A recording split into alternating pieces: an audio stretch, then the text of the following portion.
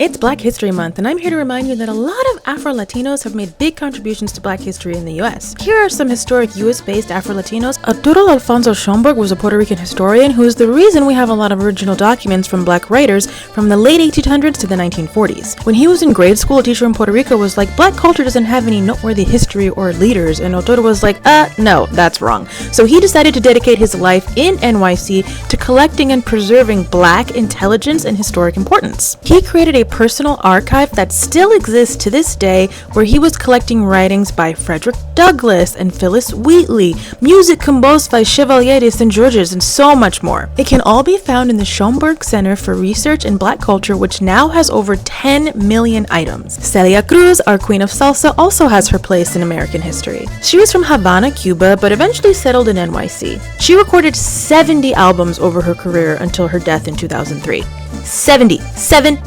Her work put salsa into the mainstream and overtook a genre that was usually dominated by men. She won 3 Grammy Awards, 4 Latin Grammy Awards, and the Presidential National Medal of the Arts, and posthumously was awarded a Lifetime Achievement Award in 2016. And now, she is the first Afro-Latina ever to be on a US quarter, and her quarter design is like easily the best one. You cannot argue with me, this will not be a debate. Felipe Luciano founded the New York chapter of the Young Lords in the 1960s, an organization based on the Black Panther Party aimed at the betterment of Puerto Ricans in New York City. They also instituted free breakfast in schools and advocated for better treatment of Puerto Ricans in hospitals. And this man is still alive to this day, so please understand that the fight against racism is not as far back into the past as some of you want to think it is. Elena Boras was an activist who was born in Mexico in 1960, then left to the US to seek hormonal therapy in New York City. She turned her home into a weekly HIV testing clinic for anyone who needed it, and became a standing figure